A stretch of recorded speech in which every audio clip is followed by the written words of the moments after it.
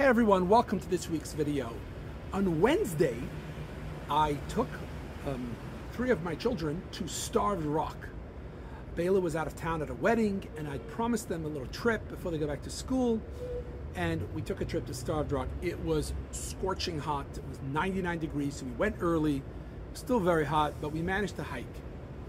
And for those of you who are not familiar, Starved Rock is this area about an hour and a half out of Chicago, where you come up on this big rock, essentially, that you can hike up, and all around it are different canyons, which is quite unusual for the region that is otherwise completely flat. And we were hiking, and we come to overlook one of these canyons. It goes down, I don't know, maybe 100 feet, 200 feet, I don't know how deep it is. There's a big sign, suicide prevention. And clearly this is an issue in this area because, unfortunately, people have jumped off into these canyons, and of course that's tragic and sad. Which reminds me of this week's Torah portion. Because the Torah says that when you build a home and you have a roof that is accessible, you need to put a parapet. This is an opportunity for me to explain to my children the difference between a fence and a parapet. The fence divides two properties, but a parapet prevents people from falling off the roof. And the parapet has to be of a certain height because someone may fall off. So of course, what is the lesson for us outside of the obvious that we've got to be sure not to have anything that could be dangerous to others in our property? There's a deep lesson to this. You know, as we go through life, we go through different stages of life and different stages of our day. There are certain points, certain places, certain times that could be more risky, morally, ethically. We face more risk than others. Maybe it's in business. Maybe it's in social settings. Maybe it's home alone. There's all sorts of times where we face certain risks, certain danger, moral, ethical danger, spiritual danger. And the Torah says, you got to make a parapet. We have to put a fence, some sort of prevention in place so that we don't fall, so we don't get damaged, so we don't get hurt. So for some people, this might be going into business.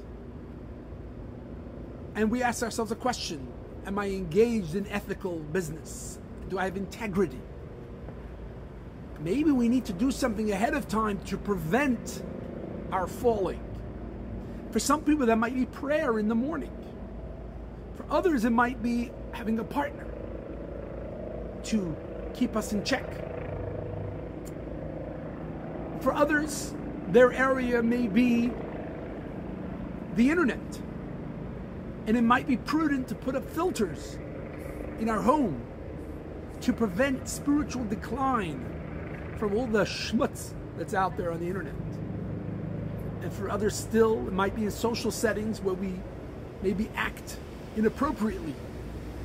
And maybe we should put on ourselves certain fences, certain parapets, certain rules that we don't break, so we don't even come to behavior that's unbecoming and inappropriate.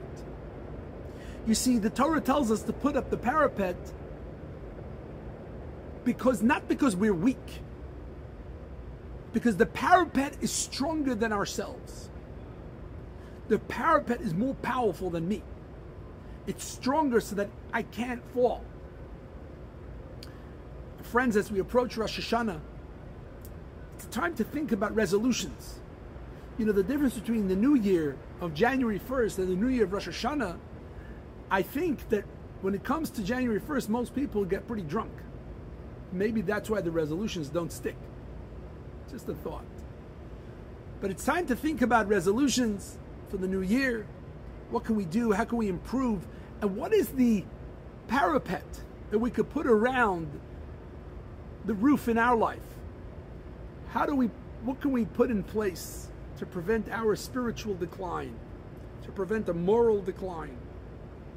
Should we daven every day? Should we be giving tzedakah? So many different things that we can institute that will help us. Maybe some people, it's Shabbos. Having Shabbat will give us an opportunity to step back, not get so caught up in our business and spend time with family. I'll leave it up to you. If I can be a bouncing board, please, by all means, reach out. But it's time to do that. And now, it's time for the shofar. Every day in the month of Elul, we blow the shofar, and here is for today.